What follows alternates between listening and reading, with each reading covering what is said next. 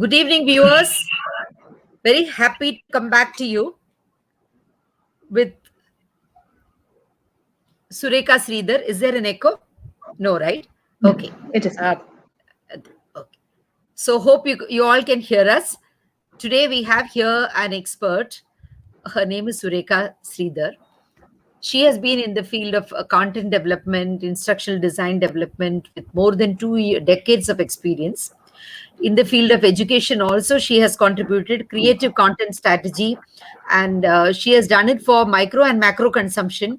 She has also been into the space of training, development, coaching, learning solutions, etc. She has worked on projects involving creative content solution design for large scale marketing and learning needs to cater to a wide range of clients from K-12, universities, organizations in various fields such as engineering, medicine, etc. She has also worked with NGOs and also health management organizations, research institutes. So, what she has been also working in game-based learning solutions.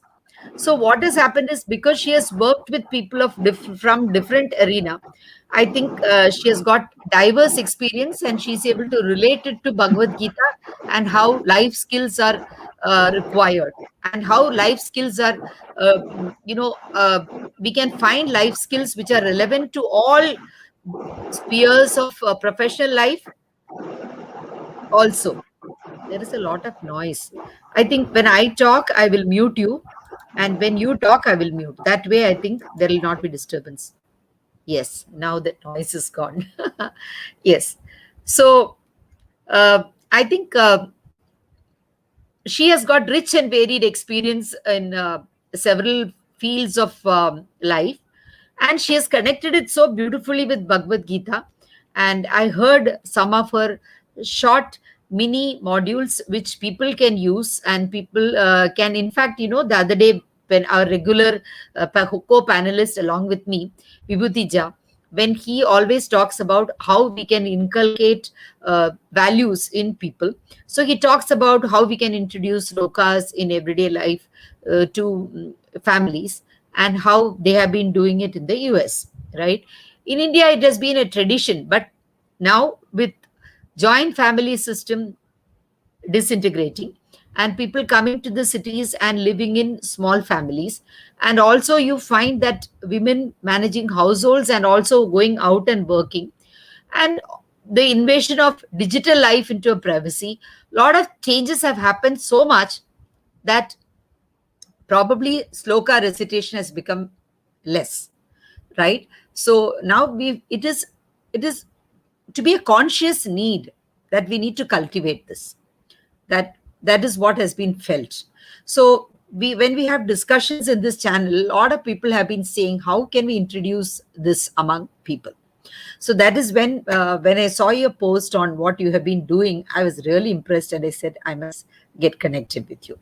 So can you talk about how you got interested in Bhagavad Gita first? Maybe as a child, maybe as a young person. When did you get introduced to Bhagavad Gita, and what was it that inspired you? So first, a little biographical journey, and then we'll talk about the life skills.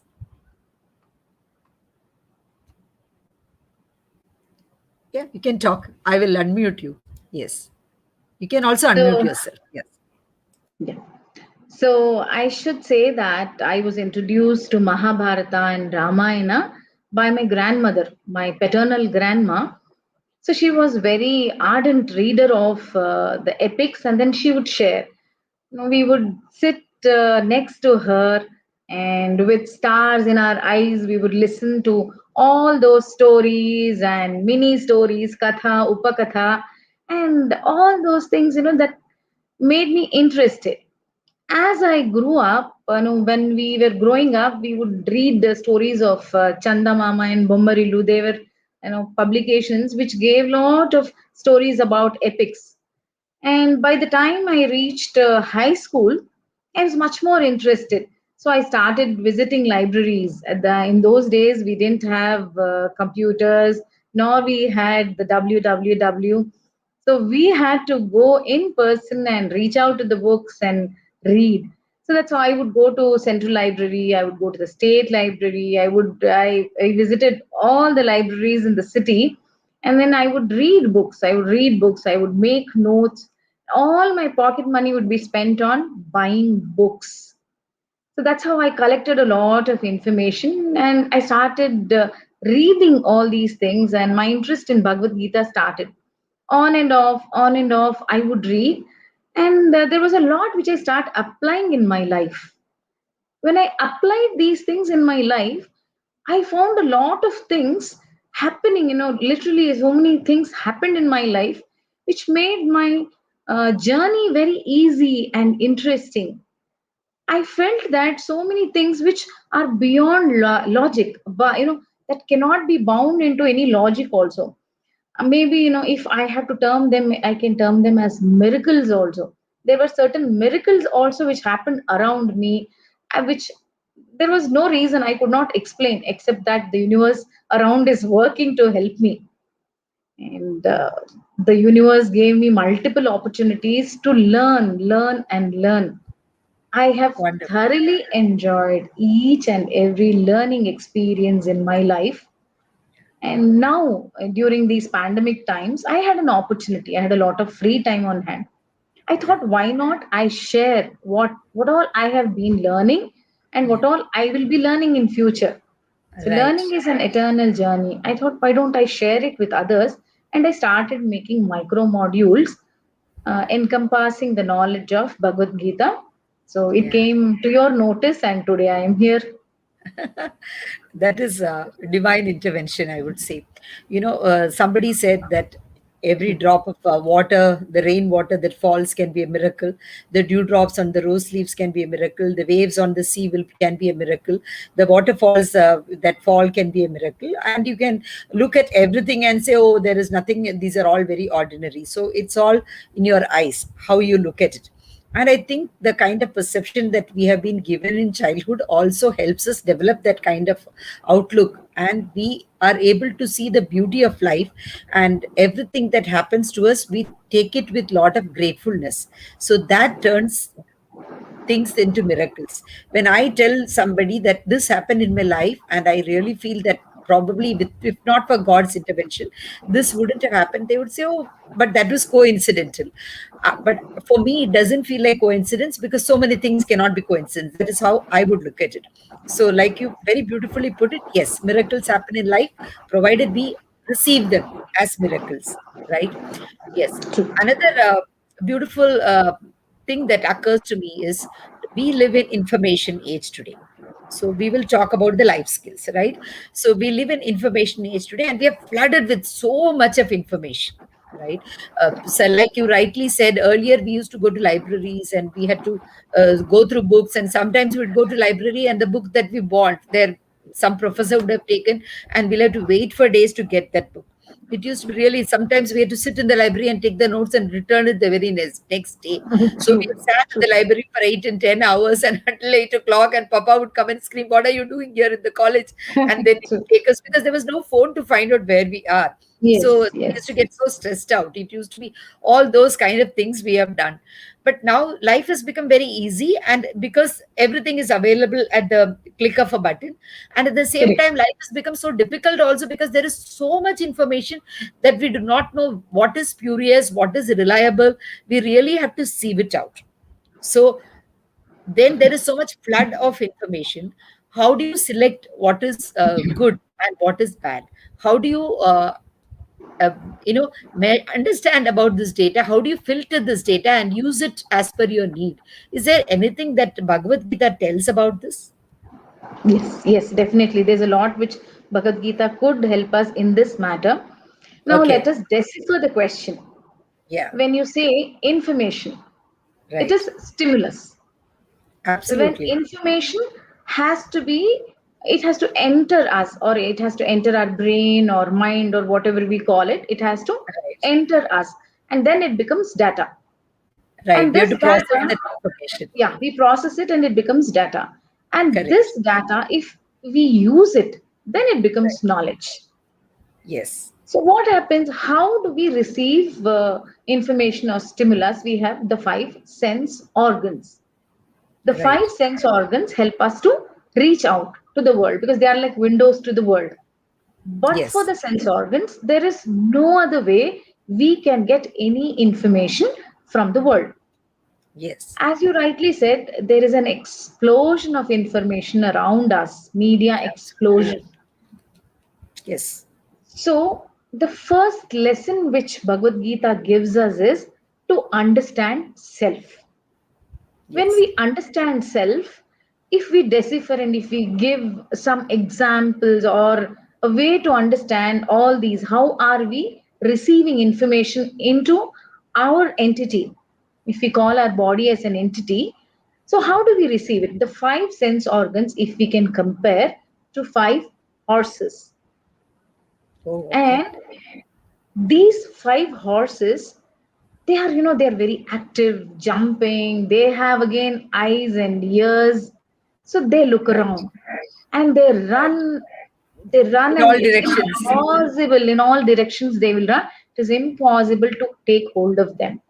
So if we So have to true. take hold of them, we need reins. And what is the reins? Reins is equal to the mind. Yes. The The control, mind also, controlling it is factor. very very difficult to control if there is nobody holding the reins.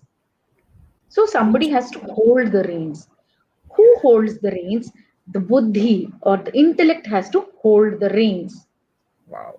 So if buddhi has to hold the reins, Yeah. then who's going to control? For whose sake are we doing it? So we have a soul.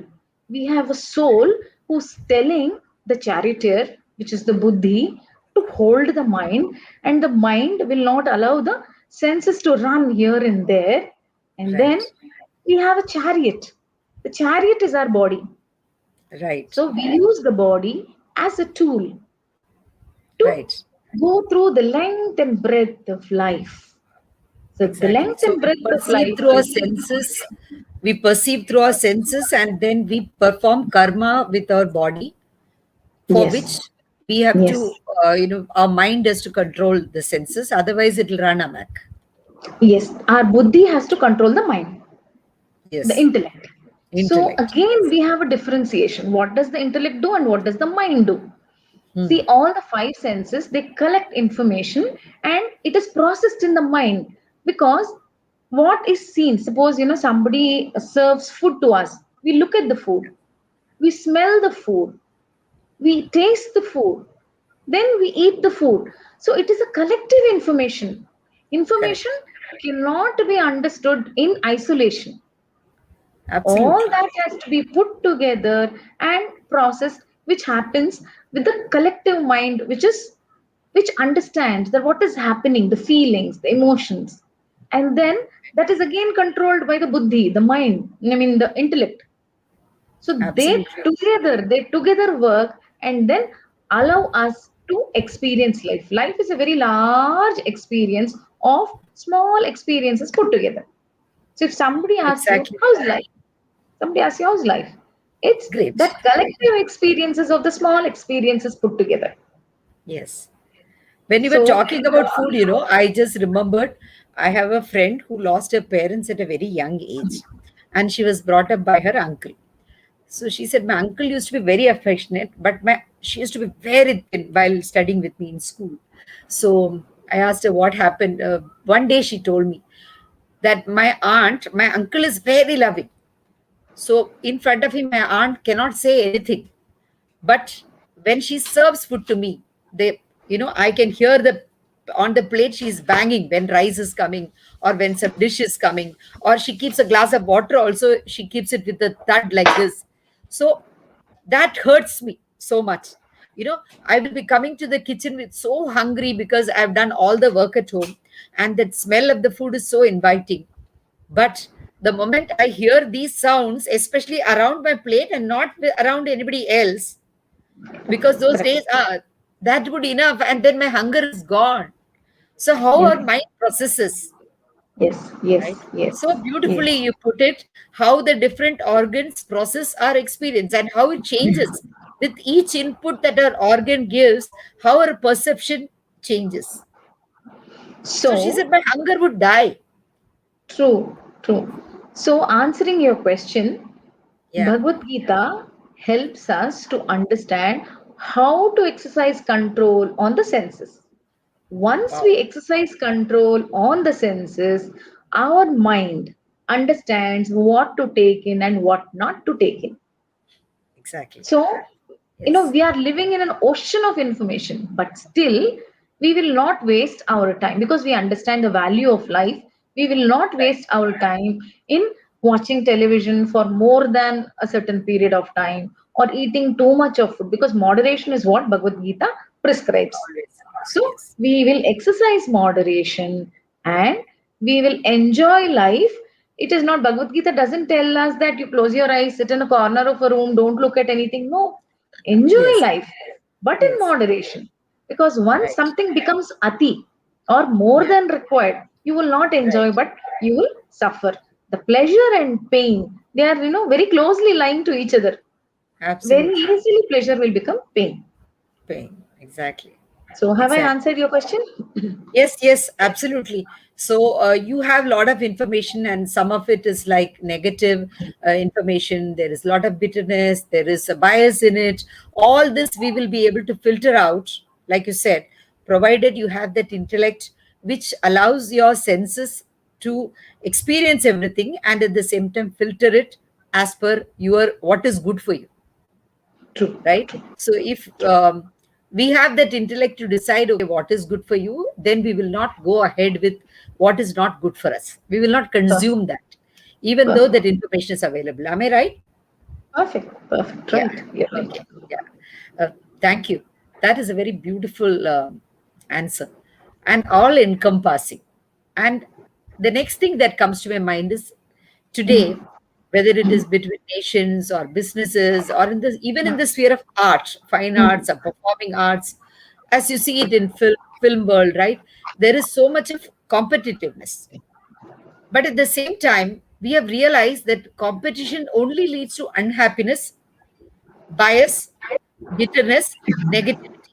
And people do not progress so much unless they collaborate, right? I may have something good and you may have something good. Like I cannot run a talk show every day by myself. And if I invite experts, I get so many inputs which I myself will not be able to give, right? Probably what you have studied in 30 years and 40 years, you have received inputs from your grandmother. You have received inputs from your mother, father. Similarly, I have received from my grandmother, grandfather. So many people's experiences, plus what you and I have collectively read.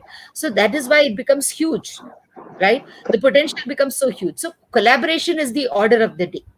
So, but does Bhagavad Gita tells us how to collaborate, how to harness the energies of different people and work together for the larger good of humanity. Yes, yes. Bhagavad Gita has answers for most of our problems in life. So here, maybe I can term it as teamwork, Yeah, coming together, collaboration, teamwork, right. grouping, community. So how does this happen? So there are two concepts which I can bring in here. One, self, Yes. because the whole of second chapter talks about who am I, the concept of self. Okay. Second, we have the concept of how to understand the world. So there is me and the world. The Yes. me, is it small or how much does it encompass? Can it take in my family, my community, my office, my team, my boss, people working for me? So how much do I consider as myself? If, as a mother, I feel very, very happy if my child succeeds or my child does something great. But will I feel as happy if my co-worker or a team member succeeds? It can happen only when I can encompass that bigger Yes. self. And there Right. is one more thing, the super self. When we study Bhagavad Gita, we talk Yeah. about God or the super self or whatever. The life energy, we can give n number of names for it, the Brahman. So, whatever name we give in, if that super self is infinity, So Yes. nothing can be beyond infinity. Everything has to be within infinity. If I Yes. am within infinity and infinity is within me, everything is me and me is everything. It is Yes. not easy to practice No, in life. But very difficult. for once, if we start thinking that, when we have a pet at home, if the pet gets hurt, it pains. Yeah, absolutely. It pains. Is it not? As much as your Similarly, child does. Yes. is it not? Yeah, exactly. Similarly, if another human feels hurt, if we start feeling the hurt, Yeah, then there is no question of a wrong collaboration or a no collaboration or a lesser collaboration. See, either we collaborate or we don't collaborate. In exactly. between, if somebody is traveling, then there are a few reasons. Reason one, ego. Hmm. We can overcome that ego if we understand self. Exactly. Second, we have jealousy, and then only then we try to compete with the other person. When do we Yes. feel jealous? When we start giving more importance to the material benefits than the human being or the human life around us. Exactly. Is it not? Then comes the conflict or jealousy. Or, there is something called as, even in Bhagavad Gita, we talk about Shreyas and Prayas. Shreyas is what we need to do. Prayas is what we want to do or what we feel good about doing. Okay. So if we start understanding what is Shreyas for us Hmm. and the Shreyas for the community, even Mahatma Gandhi, what he said, if you want to kill, first kill the closest person to you. If you have to kill, it is so difficult. You cannot kill a family Absolutely. member or somebody who is very close to Absolutely. you. Just not possible. It is Yes. not possible, is Yeah. it not? So if we start thinking that everyone, they belong to us, it's a large family, a Vasudaika Kutumbam. So Yes. then we cannot hurt others. When we can't hurt others, we all work very good in a team, Correct. We try is to it not? understand each other and we try to work Mm. together as a team. Yes. Yes. Very true. And if I have to give an extension into this, then we have to go into Karma Yoga, work, Okay.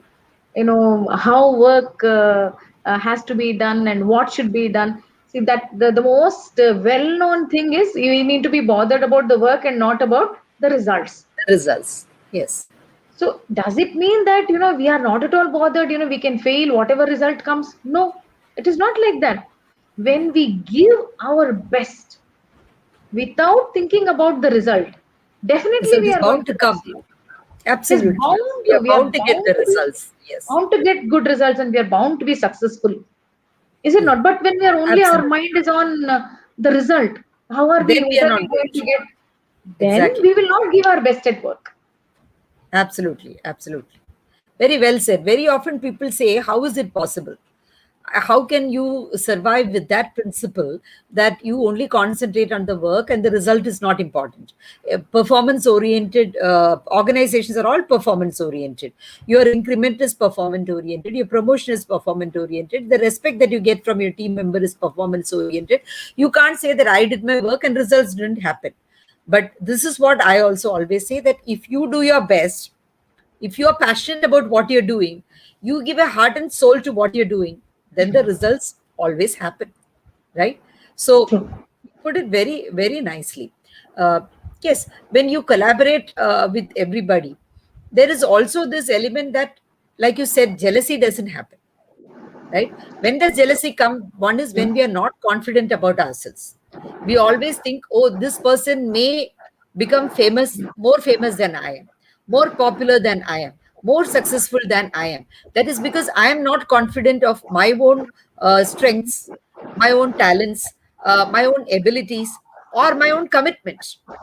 I'm not very confident that I will follow the regimen that I have taken, the commitment that I have undertaken. That is when you're always looking at how the other person is performing, right? Otherwise, True. you're focused on what you're doing.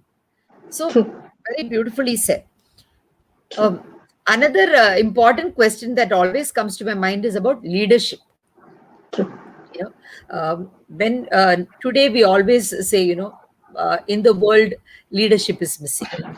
A lot of problems happen because value based leadership is not there, number one.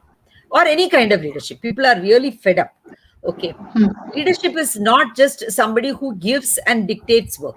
Leadership is something Hmm. where somebody motivates you, somebody inspires you, somebody sets an example by action. Correct. We talk about service leadership, servant leadership, right? Correct. So those kind of leaders are becoming less and less. So the leader brings out the best in people. They make them feel good about themselves. They make them feel that they are important in the team. Their contribution that they make is Hmm. important to the team. They are Hmm. able to see in the complete perspective where they are, right? In the whole scheme of things, where do they fit, right? Even a person who is fitting a nail in a wheel needs to understand that if he is not fitting that wheel properly, the vehicle is going to collapse, True. and then you are not going to reach the destination. If that importance is given to that person, that he is not going to feel that, okay, I'm just putting a wheel in the a screw in the wheel, how am I important? He's not going to look at it like that, right? So what does Bhagavad Gita say about that, about leadership, how leadership has to be, how people can be inspired by leadership, what are the different kinds of leadership, what all Bhagavad Gita talks about leadership? Leadership is all about, it's about state of mind. Okay. Leadership is not in the position. Leadership is a state of mind. See, we need to lead ourselves. Even if we don't lead anybody else, we need to lead ourselves in life. So that state of mind is required in everyone and anyone. The first and foremost quality of leadership is accountability. The minute a person becomes accountable, then he is a good leader. And in Bhagavad Gita, it talks about Sthita Pragnata. So Arjuna asks Krishna, Sthita Pragnya, who is he? Who is this person? Only a person who is Sthita Pragna will be able to be successful in life, is what Krishna says. And Arjuna asks, who is he? So Krishna gives a list of qualities of who is a good leader. And three important qualities which Krishna mentions is he should have a learning attitude. Because a person who is in a leadership role doesn't mean that he knows everything. It is impossible for anyone to know everything. So they have to be open to learning. Right. Second thing is they should have equanimity. Equanimity, that is again Sthita Pragnata. A Correct. person who doesn't feel extremely excited when something good happens or extremely sad when something bad happens. Absolutely. If a leader shows that he's extremely happy or he's extremely sad, people behind him Okay. or people along with him, they get confused. What should I do? How should I behave? Exactly. So he needs to have that kind of attitude where he will not go into too much of extremities in behavior. And the Yes. third quality is discipline. A leader is one who has a disciplined lifestyle, a disciplined way of approach. And if these three qualities are exhibited by a person, he is a good leader. And again, we go back to the same thing that a leader should not be too much bothered about result, or he should not be extremely result conscious. He's extremely result conscious, then what happens? He start putting pressure on his staff members or people, and then he will not allow them to perform. Absolutely. If the team does not enjoy the performance, enjoy the work, and they're not passionate about what they're doing, as you rightly said, he may be doing the most menial job in the team, but he should Correct. enjoy doing that. He should feel that Exactly. my job is extremely important for the complete job to be done or performed. So Yeah, this he needs to feel respected, acknowledged, he needs right? to feel. And yes, included, That's what, right? a leader above or below, he should not differentiate how he treats them. Very true. When he Very treats true. his superiors with a lot of respect and when he looks down upon his inferiors, then the balance is lost. There is no Very balance true. between. So Very stillness true. lies in one word if we have to explain. Yes. Equanimity is one word. for a leader to be successful, for any person to be successful in life. Absolutely. We see that very often in sports people. They may have, one lot of accolades right there, but still they are calm and they continuously focus on what next. Correct. People will immediately put them on their shoulders, raise, and the entire stadium raises, and then there is a thunderous applause, all that. But they are only focused on what to do next, Perfect. right? True. And when they lose something, okay, they go out of the stadium, but then whoever is next going to come, they'll just give a clap to them and they move out. They're not putting their head down and going sad, nothing like that, right? And True. the next minute they're caught in for the next game, they're ready for it. So Correct. True. they don't let success get into their head, Yes. nor do they make failure feel slow, completely slow down, or make them lose their morale. They always keep it up, right? True. So probably during COVID times also, this came a big strength, because few of the doctors whom I met, they said this was a very, very strong attribute that they needed while they work in the COVID, wards. There were times when the patients whom they thought won't survive, they they survived. They did everything equally to all the patients. Even if some they thought that some patient may not survive, they did their best. But whatever it is, for some patients it worked, and whom they thought they may not survive, they worked. And then there was a lot of buoyancy in the nurses' quarters. When they would go back, people would hug each other. They would, even though it was COVID time, suddenly they'll forget and they'll say, "Oh, I thought," and then they'll say, "No, no, no, we are not supposed to do it." A doctor said it, so much of they would shed tears that they thought this person would die and the person would come up. And then there are patients who they thought no danger, they're fine, and suddenly the patient, everything plummets. The blood pressure goes up, or the kidney doesn't work. Parameters that they were working fine an hour before, suddenly everything fails. Now, a calamity of this kind has not happened before. So for them also it is new. So they said they had to keep their control control of themselves, not to get too excited. First 2 or 3 days this happened, and then they realized we have to keep our equanimity, because the entire ward is looking at them, right? So their mood, the way they would walk, the way they would greet, everything is being absorbed by the patients. And the patients did not have even their families to console them, to counsel them, to keep them in good spirits or everything. So whatever energies came, that came from the doctors and the nurses and the other people who were working around them. So each one of them had to be a leader in their own right. True. If doctors don't display equanimity, there is a problem which can happen, which is called as compassion fatigue.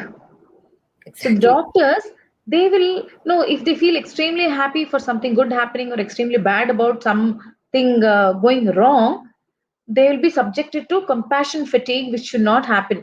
So I hope and pray that the doctors are strong in our country and help us come out of this pandemic. Very true. Doctors are putting up a very brave front, and many of them don't even go homes. They may be young, they may be old, they may have small children at home, old parents at home, whatever it is. Somehow they have not left their duty station, many of them, and they have been stuck to the hospitals. And probably once in a week, their husbands or their families come outside and wave to them and go back. That has been the situation for many of the doctors. It's really, they are really working like warriors True, true. who go to the battlefront. And we know True. they are putting their life at risk, but still they're doing it with cheer and a smile on their faces. Not easy. Kudos to them. Kudos to them. It is really tough. Uh, Tough. the next life skill that I wanted to, you would like to have some water or something? Would you like to have some water? You can have. Yeah, I am a person who drinks a lot of water. Good. I keep sipping Do in take. Do water. take. Yeah, absolutely. Absolutely. Yes. So, we, the way we think about the world, the way we think about ourselves, Hmm. it has a huge influence on Not even the words, not even the action. We think only Mm, I'm thinking in my head. How mm, does it influence somebody else? Right? mm, But mm, somehow, even thoughts have waves and they mm, have an energy. So that's what I believe strongly because I've experienced it. So there is what is called as a ripple effect or a dominoes effect. So if one day I don't tell anything, I get up quietly, I'm in my own world, I'm upset about something, and I don't know. I, as usual, probably make my cup of tea or coffee and I give it to my husband, to my son, and I move back to the kitchen. They don't even have not probably looked up from the newspaper to see my face. But I see that feeling trickle down. Somehow the energy mm, level of everybody at home goes down, even though I haven't spoken a word.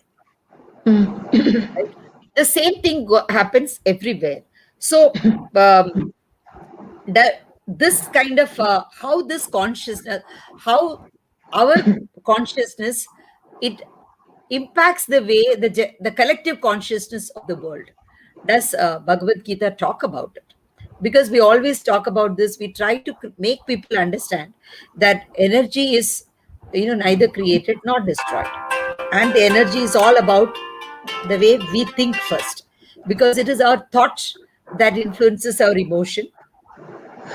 How we think about a situation that makes us feel good or bad about a situation, and then how we feel about a situation influences the way we talk or correspond with people, either directly or virtually, whatever. So then that influences the way people respond to us, and a collective, a chain of actions follow them, our behavior. So sometimes repetitively we begin to think in a particular way. So we begin to train our mind to think in a particular way, negatively or positively, about somebody or some situation. So what happens is a negative chain of thoughts follow or a positive chain of thoughts follow, and that is the person whom we become finally, right?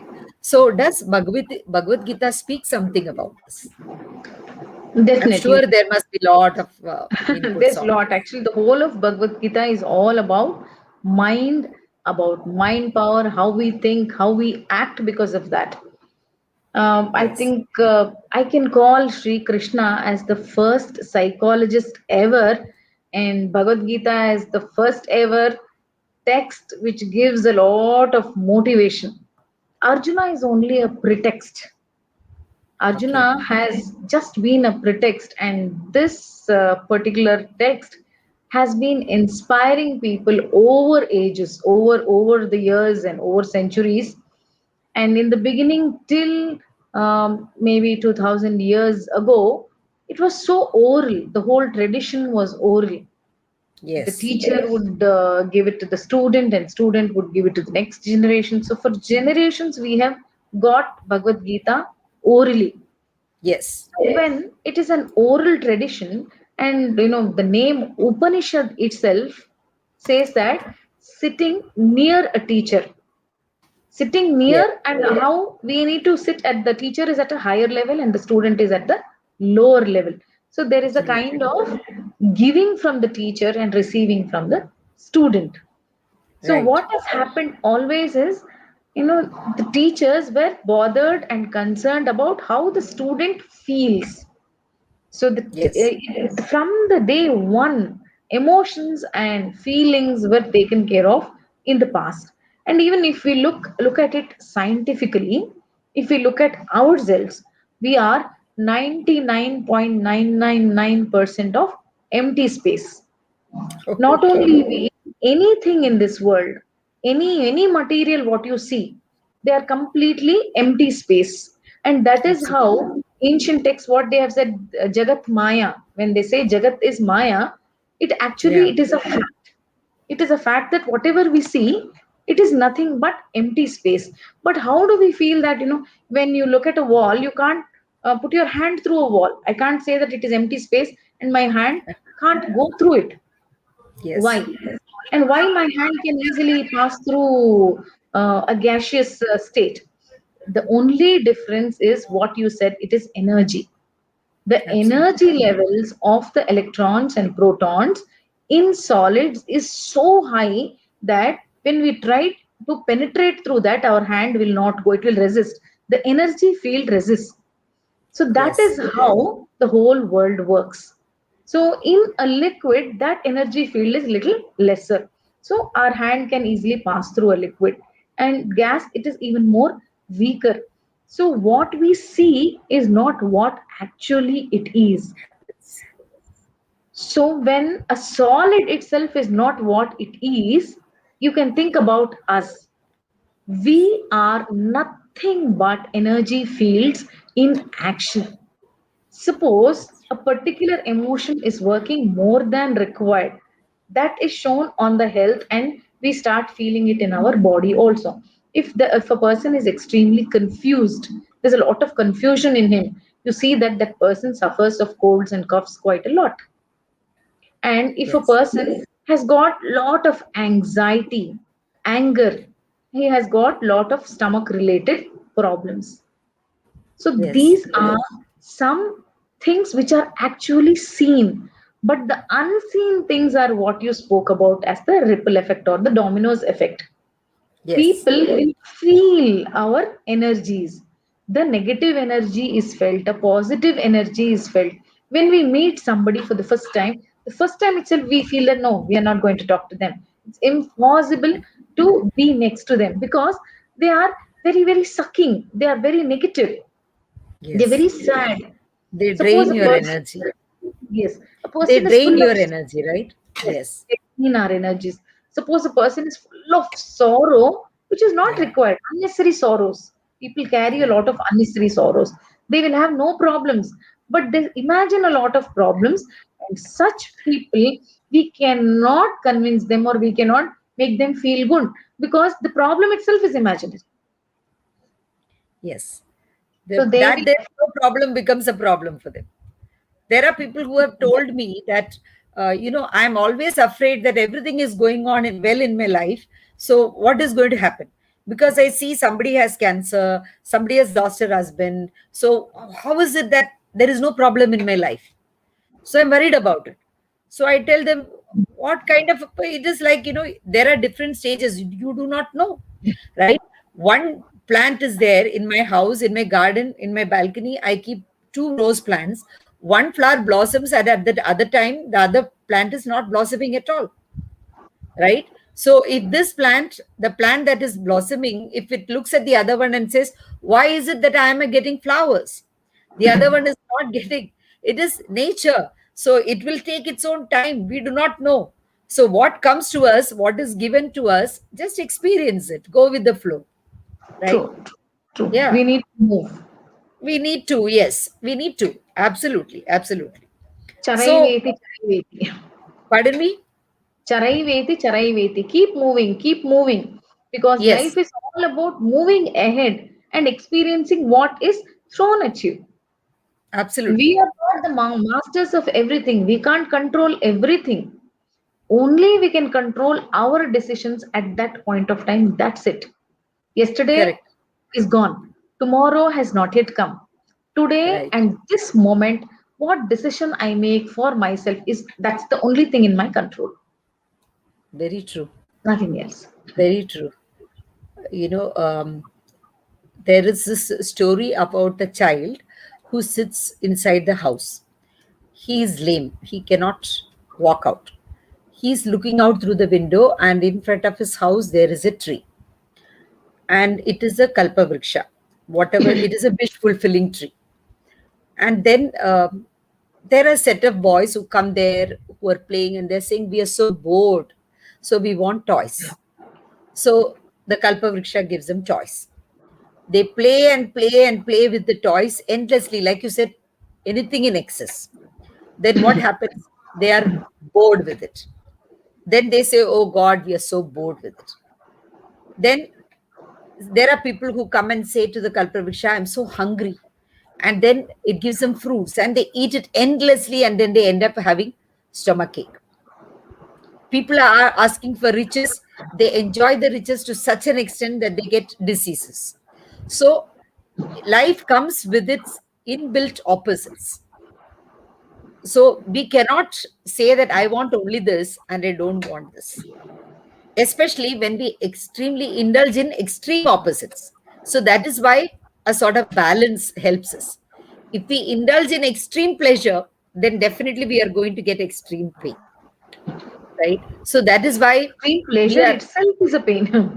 pleasure itself Extreme is a pain. pleasure itself is a pain. It is a pain. Exactly. Exactly. So that story beautifully explains that. My grandmother used to tell me the story, and she always used to say why we should do things in moderation. For that, she used to tell the story. I just remembered, and I used to picturize the whole tree, when she would Suppose explain you that. like a particular sweet like jamun or Mysore pak. One is beautiful. Two is okay. Three is fine. Fourth is a pain. Absolutely, absolutely, yes. And once you have taken it, you can't do anything about it, and then you suffer it. Yes, you know. Another thing that we all see is uh, the world is changing constantly. Like uh, when I was born and I got married and I came to Mumbai in 78. Okay. At that time, if I used to write a postcard or an inland letter, it would take 4 days to reach my house. Okay. So my father gave me so many inland letters and he said, first time, because I was the first person to come from Nagarkoil up to Mumbai. Nobody has come this far. And he was very scared because I did not know a word of Hindi also. So he said, every day you have to write a letter. So I would write a letter.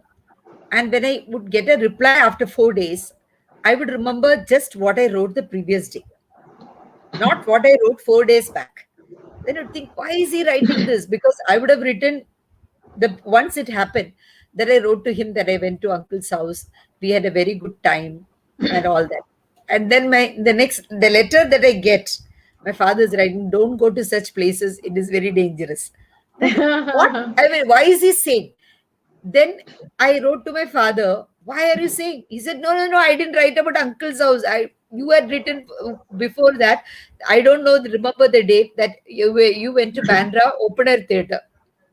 And I saw in the newspaper that there was a body found around Bandra. That is why I told you don't go there in the late evenings. So, so that was a time. But now my daughters live, I'm in Mumbai. My children are in the US. My another cousin is in Australia. All of us are able to connect instantly in WhatsApp, see each other on video, show what food we make, everything, right?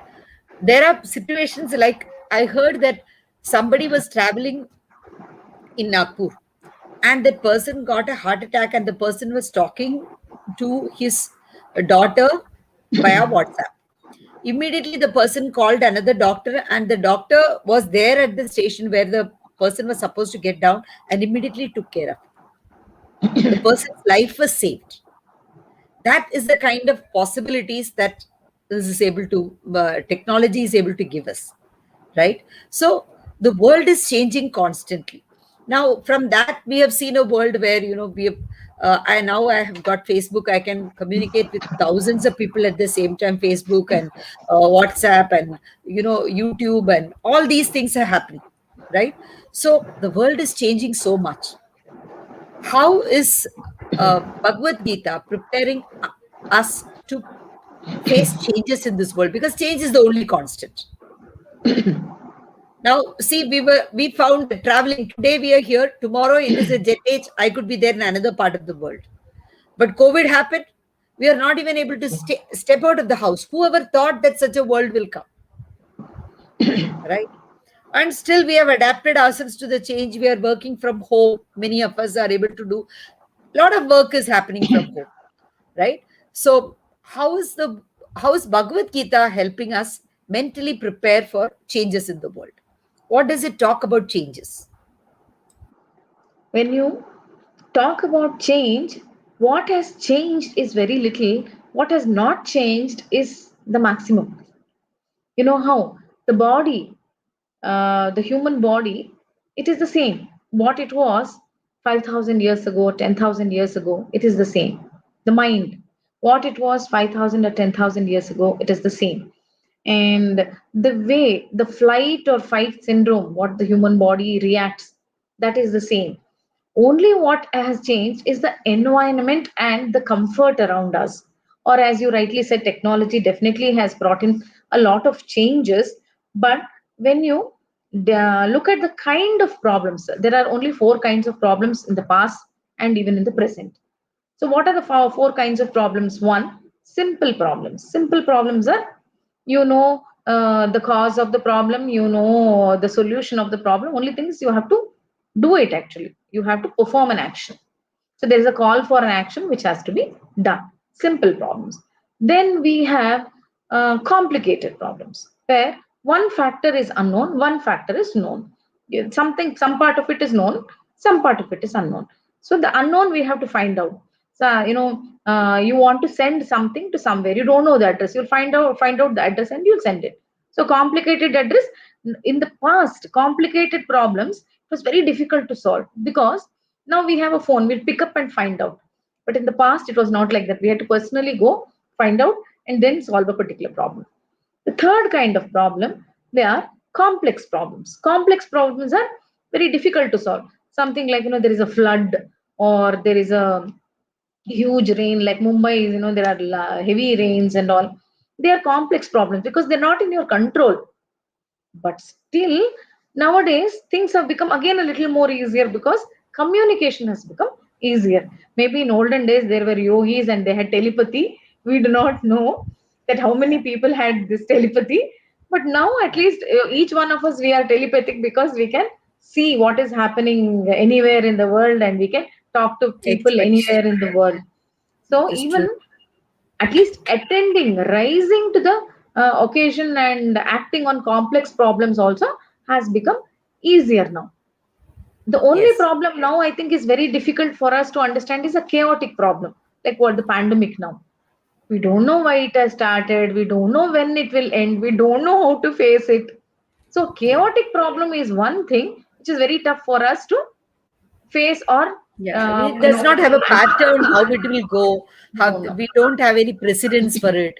So these are it is. chaotic situations. Don't know. Yes. And if I have to answer the question that how can Bhagavad Gita help us to face problems in this changing scenario, Mhm. again it comes back to the same thing, understanding self. Who am I? How much can I do? What can I do? How can I do? If I bring discipline into my life, that is, habits like yoga, by performing yoga, what happens? We increase the capacity of the body to face problems. The physical part of it can be taken care of. Correct. Pranayama, because that is the only way we can control mind. There is no other way we can touch and reach the mind other than the breath. Absolutely. So, by breath control, we can bring control on our thoughts. So, when we have a control on our physical and our emotional status, then Very true. the problems, how can we solve problems? It is only decision making can help us solve problems. Something, something has caught fire. So, we need to take an immediate decision to go and put off the fire. So that Correct. immediate decision can happen if we are physically strong and mentally alert. Alert. And that can happen if we follow Bhagavad Gita and bring the control of our body. Suppose a person doesn't have control on his food habits, he becomes obese. He doesn't have control over taking. Okay, again, food, if you look at it, you have the sattvic, rajasic, and tamasic, according to Bhagavad Gita, three kinds of food items. Okay. So a Yeah. person who has got adjusted or who has got accustomed to tamasic food like alcohol and extreme meat consumption, he will Yes. not be able to solve any problem in his life. That is for sure. Next, Very if true. he takes too much of Rajasic food, if I have to give real life or practical examples or today's examples, people are eating too much of pizza, burger, and French fries and oily foods and all these things. Even nobody can help him because his liver and his pancreas will go for a toss. Definitely, he's going to develop diabetes and he's going to have high blood pressure, obesity, all these problems. Nobody can help him. Very People true. have to eat sattvic food on a regular basis. Once in a while, Rajasic food is allowed. Tamasic completely they have to avoid. Avoid. Nobody should even go towards too much of tamasic food. Extremely spicy, oily, and dead food, especially. Yeah. Eating too much of meat is eating carcass. That is, we are Yes. putting a lot of toxicity into our body, which is not acceptable. Advisable. So Bhagavad Gita has got an excellent way to show us that how should you exercise control on food? How should Yeah. you bring in yoga into your life? How should Yeah. you do pranayama and control your emotions? All these Right. three things are done automatically. Your decision making power will increase, and automatically your life will be improved. The quality of life, when it improves, you will enjoy life like anything. Food pleasure doesn't give improve the quality of life. So What true. improves quality of life is what is in the upper story. Absolutely. Absolutely. That is why a lot of people who have got all the wealth in the world are not happy, No, right? Yes, because what happens here between these two parts, that is what is going to keep her happy, right? true. And if this is not regulated, There then is a nothing one can story sustain. which sometime I had heard a humorous story. Hmm. Somebody, he had all the power to reach to God and speak to God. So he went to God and said, God, I want to be happy. Give me all the wealth in the world. So God gave him a certificate giving that all the wealth in the world is granted to you. Then, Okay. after a few years, he was extremely unhappy. He went back to God and he said, God, you said that, I will be happy. You gave me all the wealth, but I'm not happy. God said, you didn't read the small print. Then he said, you get and read the small print. You will have all the wealth in the world, but along with it, because, you will indulge in too much of pleasure, you will have these following diseases and these following problems. So he has diabetes, he has high blood pressure, he has obesity. So he is Right. not happy. Yeah. So too much of indulgence That's in true. pleasure also Yeah. comes with problems. So always moderation is what is required. Very true. Even if wealth is there, as long as you don't think wealth is all mine and then you Yes, use it for common good, then correct. it doesn't affect you. The We are moment you begin to custodians indulge of all the wealth. time in it, yes, we are When just we feel that we custodians. are custodians of wealth and somebody gave it to me, my parents or ancestors, or maybe I have earned it from somebody, then I am going to Yeah, pass it on to somebody else. I'm not going to hold exactly. it and I'm not going to take it with me. Yes, very true. Then I think things are going to be a little more better. Yeah. Amazing, amazing explanation. Another question that comes to my mind is a lot of people all the time talk about, Mahabharata is all about war. So, Hmm, hmm, does hmm. Bhagavad Gita promote violence and war? Because, there is a lot of depiction of wars and people having Malyuddha or, archery, people dying, a lot of things are projected. So, is it promoting violence and war? That is another question that people had asked. How can a religious text or Sanatan Dharma advocate violence and war? So, of course, Bhagavad Gita does not advocate violence and war. So, in your words, how would you explain that? True. This is a question which I have been asked n number of times, and I have been telling people n number of times. I think I will start off with the example of Mahatma Gandhi. Mahatma Gandhi drew his idea of non-violence from Bhagavad Gita, first thing. So, if Mahatma Gandhi would have felt that this is something which propagates violence, Violence. he would not have suggested. He has done a lot of study and then he has written a lot of articles. People can go around and they can read articles written by Mahatma Gandhi, non-violence based on study of Bhagavad Gita. Bhagavad Gita. Actually, Bhagavad Gita is a text which is a call for action. It does not propagate war. It by chance it so happened that there the setting was a war setting and Arjuna was not ready to do his job. So Yes. Krishna convinced him to do his job because there were Yeah. so many things which led to the war. And when it Correct. led to the war, he had to do his job because there are four kinds of dharmas. In those times, if I have to talk about those times, one is Varna Dharma. He was a Kshatriya. He had to, war was part of his duty. Correct. Like Ashrama it is Dharma. today to any soldier, right? He cannot go there and say, no, I don't want to fight, I don't want to kill people. A He has policeman cannot accepted that say. as his policeman cannot say that. Cannot So say. a firefighter has to do whatever it takes, right? True. So everybody has to do their dharma, swadharma. So Varna Dharma he had to do, he had to perform the war, or he had to participate in the Kurukshetra war. Second, Ashrama Dharma.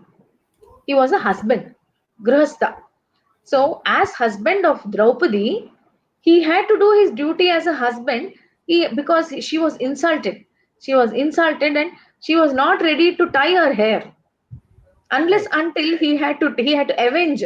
So only then Yes. he had a Visesha Dharma. That is, he was a commander in the army. Army. He was leading so many people. If commander runs away, then who is going to do the job? So the Yes. Visesha Dharma. And then something called as, he had a common Dharma as a member of the Sit. society. He had to perform. He had to be an example. So Yes. similarly, in Bhagavad Gita, there are like that, they continue in all whatever dharma, 8 different kinds of roles which Arjuna was playing in the society. In any role, if you see, he had to perform the war. But he was Correct. so devastated. Actually, maybe some other day I will discuss that why he was so devastated. Because most of the times people start with the day of the war. He watched and then he was devastated. No, there is so much, because Mahabharata is 1 lakh shlokas. What happened in the background is never discussed. So Yes. why he felt That is so true. low or something like that, maybe in one line, if I have to say, Dhritarashtra had sent a message requesting that please don't fight and don't, we can stop the war. So that was playing in the background of Arjuna. Why So does he he felt send a message to Arjun? Why doesn't he say that to his own son? he because son will not listen. So that is what, Definitely no? he will So not listen. it puts down the morale of the other person who's fighting, right? Yes. In Exactly. all those years, he was lifting Duryodhana up. He was lifting the ego of Duryodhana. He allowed Duryodhana to grow so much that it is Right. impossible. Now he cannot pull him back. Correct. Again, So it was he is right. Dhritarashtra's fault. Yes. Yes. So there's Very so true. much. So even if you apply it today to the Mm. boardroom, from the war field to the boardroom also. Suppose you have a relative who is working in your organization and he's not doing what he needs to do, or he's doing what he should not do, He then should you not have do. to take the tough decision. You have to take Mm. a tough decision, right? Either because of underperformance, or because the person is doing things which are not ethical. In both Mm. terms, you have to Mm. take a decision. You have to wield the cudgel, or as a chairperson, or as a boss, or as a colleague. You've got to report it and see that justice is done, because you owe Even it if to the he's a team organization. lead, even if Yeah, he's a team lead, team he leader. has a team Yes. member who is a relative. If he is Yeah. absolutely not performing and spoiling the whole environment, you can't leave him like that. You have to pull You him have to up. report it and you have to pull him out of the team. Exactly, exactly. So it is not like you are the Bhagavad Gita is promoting violence, or hurting other people, or war. It is only, like you said, karma, doing the right action at the right time. That's it. And without being partial, right? Yes. Without any bias. You have to understand that this is the requirement of this time. That is the gist, or you say temper of the times. And whoever is not acting, that is what we need to do. So this is something that is so very relevant today, because this particular channel is started by Varun Kapoor, and this channel became a movement for Sushant Singh Rajput's justice. And then we went back to the history and we realized for years this has been happening. Okay. People who have been in power, or people who have got a lot of influence, have gotten away with murder. And many people have lost their lives. Now, there are evidences, but like you said, for some reason, no action is taken on them. So if we do not take the right action, then the society is going to perish. There is going to be Yes. injustice, and there is Yes. going to be unhappiness and unrest, right? Agree. How Something in long Bhagavad people will Gita, be suppressed? there's Yes, something in Bhagavad Gita which talks about inaction in action and action in inaction. wow, So, by not acting when we can act, that is yes, inaction. absolutely, That is yes, again an action which is depicting inaction. That And inaction is also an action, because that is a action. choice you have made. Not taking the right choice is also a choice, right? Absolutely. That inaction is also an action, because you It's have an decided action. not to act. Absolutely. Very well said. Because you have decided not to not to do something which you are expected to do as a Yes, yes. leader, or as a person who has to dispense with justice and see that there is, equality, and a person gets to live life as a citizen. If that is not allowed, then absolutely this is going to lead to a lot of unhappiness, and which is what we feel among the youth today. There is a lot of disillusionment. People who are creative, people who are very talented, are afraid, okay, what is going to become if I enter this field? And parents are also putting a spoke in the wheel and saying, no, we don't want you to go to this field, because we do not know if there is security, right? So there is no possibility. The All the possibilities that existed for, could exist for young people, they are being limited, because the people who have to act are not acting. So this is very beautiful what you said. Bhagavad Gita is called to right action at the right time that people need to take. Yes. True. Uh, it was a very beautiful discussion. I didn't realize how the time passed, and it was wonderful. And I think probably we can get into slokas and the meanings of those slokas in a future session. I would like you to get back, and probably if we can engage where we can have a collection of people, then maybe, when people enroll, then that would be really wonderful. Thank you so much. Any parting Thank words you. that you would like to say and close this? You're welcome to. So it was a pleasure, and I'm happy that you invited me and we spoke about Bhagavad Gita, because only questions, right questions, can bring out the right answers. I may Yes, have these ideas or I may have these thoughts, but I should say that because you brought out the right questions, I could package so much into the answers, and which I'm really happy. And I hope that a lot of people benefit out of it. And absolutely. Absolutely. yeah, Yes, Bhagavad Gita is not something which we as individuals have brought into the world. It's ancient wisdom which has been there, which has been there forever, and we will be the losers if we don't make use of it. yes. Absolutely. It is not something that has to be relegated to the puja room.